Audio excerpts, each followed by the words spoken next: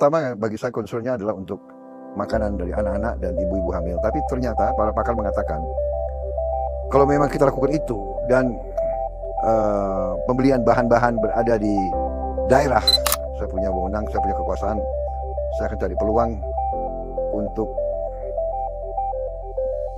kepentingan saya atau kelompok saya sendiri. Nah, ini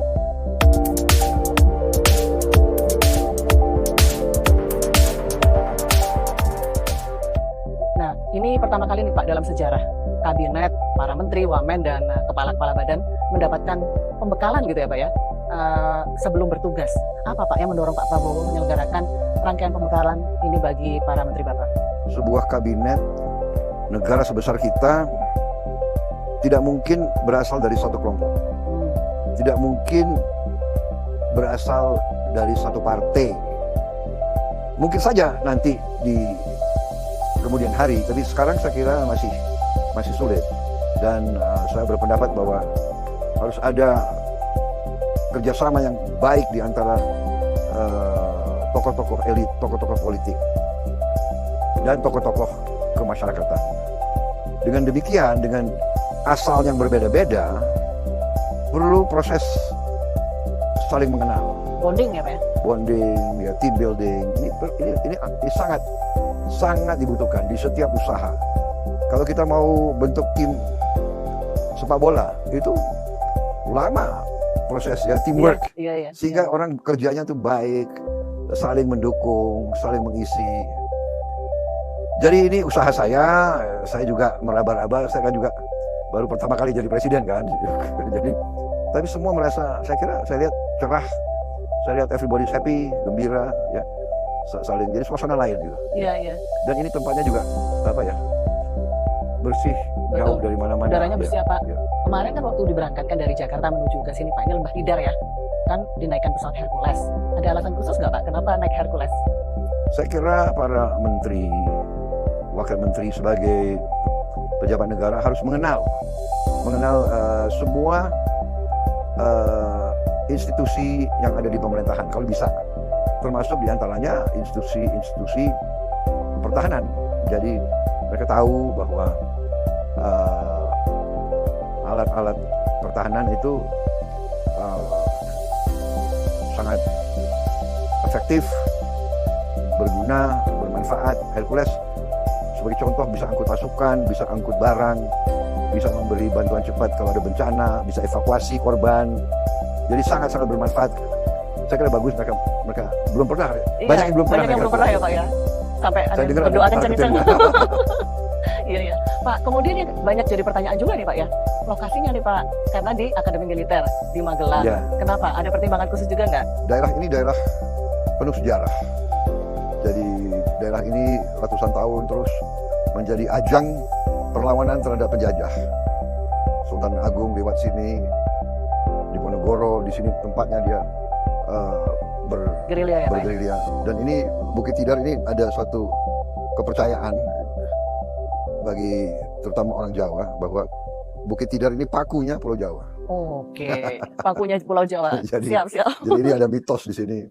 Ya tradisi lah, semua banyak yang tradisi kita harus napak tilas atau harus naik ke atas Bukit Tidar waktu kita muda itu. Waktu taruna ya Pak? Iya. Itu berapa kali Pak kalau taruna harus naik Bukit Tidar? Minimal 2 kali. Minimal waktu 2 kali. Pertama masuk dan kalau Terakhir. udah mau ya. Oke. Ya. Baik, Pak Prabowo, ini kabinet Bapak Kabinet Merah Putih ini saat di-announce mendapatkan respon yang positif ya Pak dari pasar. Menurut Bapak, kira-kira apa faktor penentunya Pak? Alhamdulillah kalau pasar menilai baik. Tapi niat saya selalu adalah mencari orang yang tepat pada tempat yang tepat, karena ini adalah akan menjalankan misi-misi yang tidak ringan. Jadi saya butuh satu tim yang terbaik. Saya kira itu. Karena itukah Bapak kemarin menyampaikan bahwa akan mengevaluasi setiap 6 bulan sekali? Saya kira tidak terpaku waktu ya. Saya tanamkan rasa tanggung jawab. Saya menggugah cinta tanah air. Kalau orang itu cinta tanah air, kalau orang itu sadar dia harus bekerja untuk kepentingan sebaik-baiknya rakyat dan bangsa, saya kira hasilnya akan baik. Yang repot kalau dia punya pemikiran pikiran atau agenda-agenda, oh saya punya wewenang, saya punya kekuasaan, saya akan cari peluang untuk kepentingan saya atau kelompok saya sendiri. Nah, ini nanti kurang baik. Lalu Pak, bagaimana dengan pembagian peran antara Presiden dan Wapres Pak? Karena kemarin sudah mulai banyak yang menduga-duga nih Pak, tapi bisa jadi salah ya, bahwa Pak Prabowo nanti akan banyak ke urusan internasional sedangkan Wapres ke domestik. Kan nggak ada pemikiran begitu, jadi nggak bisa seorang presiden dipilih untuk memimpin negara. Ya, dan saya ingin fokus ke dalam negeri sebetulnya. Ya kan, internasional itu saya hanya menjaga hubungan baik, tapi fokus saya adalah kesejahteraan rakyat, kemakmuran bangsa. Pak Prabowo, ini kita ingin tanya soal visi-visi Bapak ya. Karena kemarin Bapak sudah 2 kali menyampaikan pidato. Yang pertama saat pelantikan, kemudian sidang kabinet paripurna yang pertama. Nah, di sidang kabinet pertama ini Bapak memberikan beberapa peringatan keras nih Pak. Salah satunya mengenai makan bergizi gratis. Aku yakin saya pertaruhkan kepimpinan saya. Bagi saya, makan bergizi untuk anak-anak dan ibu hamil ini adalah strategi yang tidak mendukung. Lalu ini silakan keluar dari pemerintahan ini. Tegas dan keras. Nah, apa Pak yang membuat Bapak begitu yakin Indonesia harus punya program ini? Oh iya, bagi saya ini sangat penting. Masa depan kita tergantung anak-anak kita, anak-anak Indonesia. Anak-anak kita, bahkan seluruh rakyat Indonesia harus tidak boleh lapar. Karena kita negara punya kekayaan yang besar. Bisa dinikmati adalah rakyat kita makan cukup. Jadi kalau ada yang tidak mendukung prinsip ini, ya nggak perlu dekat-dekat saya lah. Apalagi ikut pemerintah saya. Ya. Saya terang-terangan aja. Bagi saya hal ini prinsip. Kita sudah hitung, negara lain sudah jalankan ini cukup lama. India berani, padahal India per kapitanya setengah dari Indonesia. Dia berani dan dia sudah lakukan ini, saya kira sudah lebih dari 10 tahun. Pak Prabowo, tapi apa efek domino mungkin Pak yang Bapak harapkan dari program ini? Iya, terutama bagi saya concernnya adalah untuk makanan dari anak-anak dan ibu-ibu hamil. Tapi ternyata para pakar mengatakan, kalau memang kita lakukan itu dan pembelian bahan-bahan berada di daerah, di kabupaten, di kecamatan, di desa-desa, itu menimbulkan suatu dampak bahwa rakyat itu penghasilannya bisa tambah. Ya, para petani, produsen mendapat satu pasar yang terjamin. Ya, bahwa ada yang beli produk-produk mereka. Tiap hari kan kita perlu telur, perlu sayur, perlu ayam, perlu ikan, perlu nasi. Artinya Sangat-sangat baik. akan sangat mendorong. Berapa uang yang beredar di kabupaten ke bawah, di daerah-daerah, juga di provinsi, tapi beredar di rakyat, ya kan? Apakah ini yang juga mendorong Bapak untuk biar cepat-cepat nih bisa swasembada pangan gitu ya Pak ya? Oh, kalau swasembada pangan itu mutlak. Negara mau aman, negara mau berdaulat, ya harus bisa beri makan rakyatnya sendiri. Tapi terobosan apa nih Pak kira-kira yang akan Bapak lakukan untuk dapat menciptakan swasembada pangan, karena kurun waktunya nih singkat ya Pak ya, 4-5 tahun. Kalau kita hitung, kita bisa swasembada pangan. Kita sudah berapa kali pernah swasembada pangan.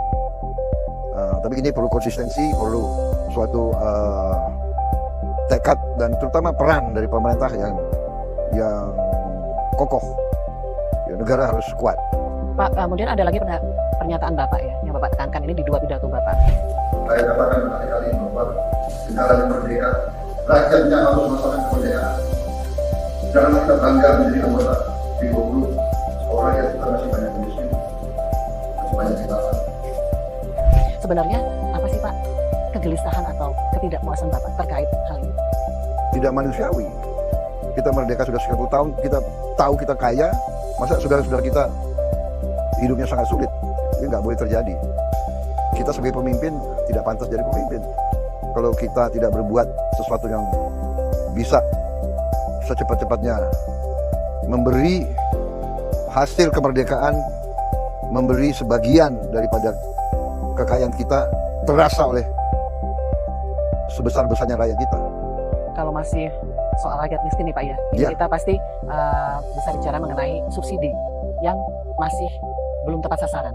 Nah, apakah ada rencana nih Pak mengubah subsidi misalnya nih BBM yang kurang tepat sasaran mungkin menjadi yang lebih tepat seperti BLT atau yang lainnya? Ya ini kita sedang pelajari, kita kaji, kita cari alternatif yang terbaik ya.